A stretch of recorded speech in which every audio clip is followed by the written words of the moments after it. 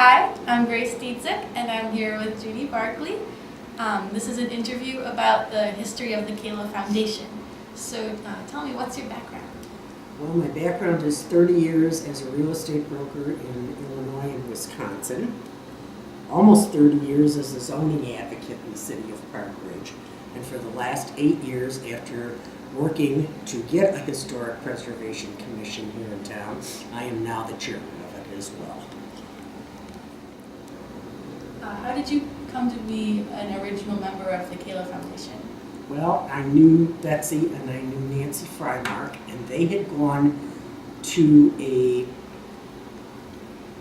I'm not even sure where it was, but it was a presentation by Darcy Avon about the Kalo silver. And they came back very excited from it and said, "Oh, Judy, you should go." And I said, "Yes, I'm going on vacation." So they pestered me while I got on vacation because they said, we're gonna do something. And I said, "Okay, that's wonderful." And they called me every day. Nancy Frymark did. Almost every single day she called and said, "We want to do something. We want to form an organization to see if we can save the Kalo shop and further the art history in this community. Will you join us?" Yes. Standing in town with name recognition. And they thought that this was being an important thing, you know, if we all had our sources beyond just one another. And that's how I got to be an original Kalo member. What was the driving inspiration for the Kalo Foundation? I think it was the fact that it was the first actual realization that we had from the outside world that there was actually something special and important here in Park Ridge. And decided that, as I said, we were going to save the Kalo shop. And I could go into that story if you'd like, because we were right on target. And the gentleman that owned it was actually going to deed it over to the foundation because we had formed at that point, and he passed away before he could do so. And his children said no. So that's when we were homeless, so to speak. But we met at Baird & Warner. We also, from there, after a couple of years, went over to the not-for-profit center on Garden Street. We had our meetings, and this place became available. After a few years of being nomads, as a zoning advocate, I always checked files, and Audrey's had come up for sale. And I was checking the files on the development and found some mistakes. And I went to Betsy and said, "Hey, we can do this." And she said I was nuts. Well, I got it postponed for 2 months. And son of a gun, the developer made some more mistakes, and I got it postponed again. And I said, "We can do this." And we did it. We went out to the community. We asked for the money. They were very supportive of us. And fortunately, we had a pair of angels that matched us dollar for dollar and enabled us to buy this place.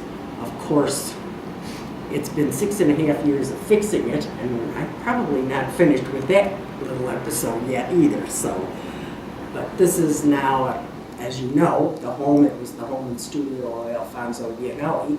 So now, not only do we have the opportunity to show off our Kalo and talk about the art history, we have a real live, honest-to-goodness artist's home and studio that we can bring people into. And as you can see, we have our wares hanging on the walls for the world to see, and we're very happy about that. I think it's a very important attribute to Park Ridge. In fact, on February 5th, I think it is, the mayor will be proclaiming February Alfonso Gianelli month because that's his 130th birthday next month. We thought we were getting the Kalo shop as a gift from the owner, and unfortunately it didn't happen.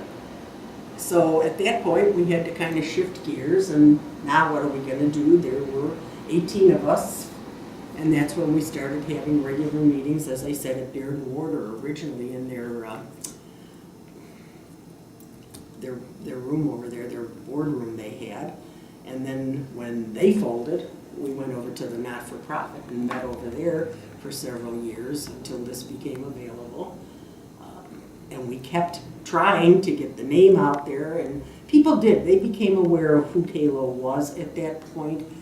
We had, especially when we got over to the not-for-profit, we had the 2 weeks of It Starts with the Arts, as you can see behind us, and we had programs for 2 weeks, and they were daily, different programs, and people seemed to like it, so we knew we were on the right path. It was just, we had no home of our own, and it was kind of difficult, you know, to be able to establish yourself without your own place of being.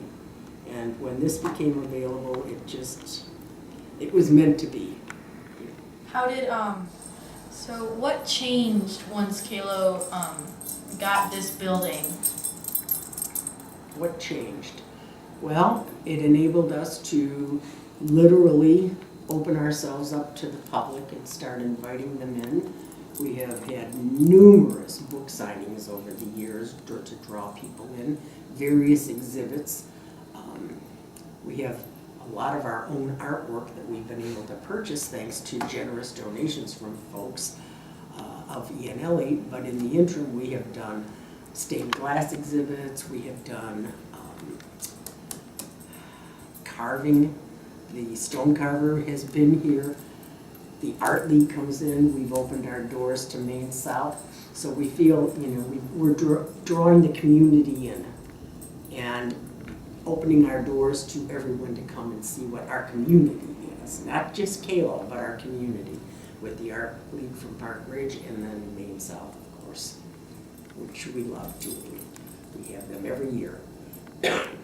Sonia Didich and I ran into one another and started talking, and what that led to was her bringing in her art department from all the different schools here and at KALO, and between KALO and Historic Preservation in District 64, we were able to develop some wonderful posters that are in the grammar schools, all of the grade schools in District 64, to try to introduce to our children just a few of the artists that were actually here in Park Ridge as working artists from many years ago. We here at KALO have a whole resource room full of those posters, and they are wonderful educational tools for the kids, and we always invite them in. Just had a Boy Scout troop here not long ago, and they thought that was some of the coolest stuff in the world in there when they looked at it. But that's part of what we want to do, is we open our doors to all ages. You know, some of the things we've done here at KALO ENLE Studios we are very proud of, and we invite everyone to come. We are open on the weekends, and we invite you to come in and see us. We have a sign out front now that announces our upcoming events, and we just want everyone in Park Ridge to know how special this place truly is, and what a wonderful artist colony we had at one time in this community. But the art lives on between the Art League, our Maine South, and other artists here in town. It continues. There must be something in the water. So please.